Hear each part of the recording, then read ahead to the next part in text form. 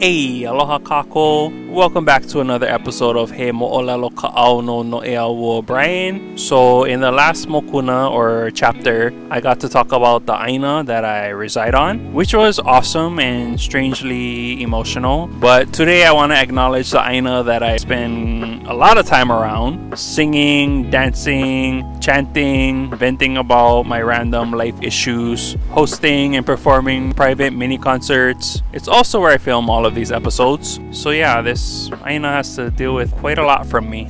So with that being said, keila e kana ana au I kekahi mo'olelo pili ka ʻāina o Honolulu. So Honolulu is located in the Moku or district of Puna here on Hawaii Island. It is the ahupua'a that is located right next to Waiakahiʻula. So if you're ever down this side, you can usually catch me roaming around the shorelines of these two ahupua'a. My siblings and I used to cruise down the shorelines of Keonepoko side too, but I'm pretty sure that's where the flood that I talked about in the last episode ended up, because it gets some pretty spooky stuffs going on down there. Now, according to the Hawaiian dictionary, Honolulu can mean a sheltered bay, but according to Anakala Iokepa in the 1929 Hawaiian language newspaper Kealakaʻi Hawaii, Honolulu can also mean a very calm and serene bay. And for the most part, it usually is pretty serene here. But one akua who had a few memorable trips down here to Honolulu was none other than Pele. Tutu Pele if you're Ohana.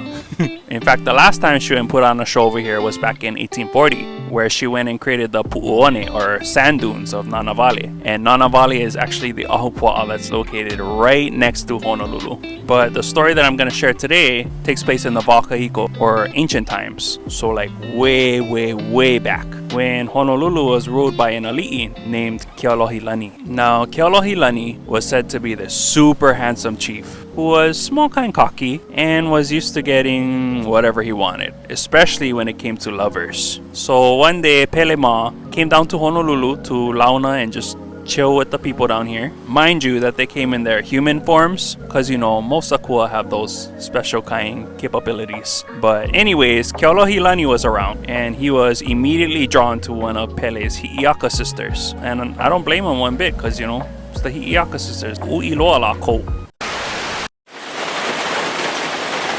Bruh, it literally started raining while I was in the middle of sharing the mo'olelo. So yeah, I mean, it did that last week when I was filming the Waiakahiʻula one too. So I guess the ʻāina just wants to show some extra love to me while I'm sharing these stories. But gangi, I cannot film if you guys keep doing that. So please, ku mekela.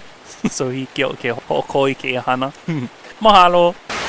Anyway, so Kealohilani made his way over to Hi'iaka to shoot his shot and whatnot. But I guess the way that he went about it pissed Pele off. Because, you know, if you're gonna approach or court someone of the Pele clan, you better bring it, brah. And I guess Brother Man, well, he brought something, but it wasn't the right something.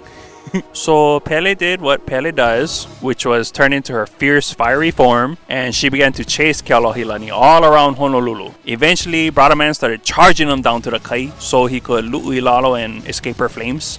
But right before he could get to the sea, Pele snatched him and turned him into a red rock that sits right offshore of Honolulu. And his mahiole, or chiefly helmet, was also transformed into a rock, which became the super famous stone of Honolulu. This very stone was even referenced in a hula called Aia I Honolulu Ku'u Pohaku, and I actually went on a little huaka'i of my own to find these pohaku. Unfortunately, the infamous Honolulu stone was relocated in the 1930s to the Waiakolea Park, which was later taken or reclaimed by Tutu Pele in the 1990s lava flow through Kalapana. As for the large red rock, or body of Kealohilani, yeah, he's still out there somewhere to serve as a reminder that if you're to approach Pele or any other akua Hawaii, that you need to come correct. Know their kanawai or rules or boundaries. Know what are the appropriate ho'okupu or offerings you should provide them with, or else you might risk getting handled however our akua see fit.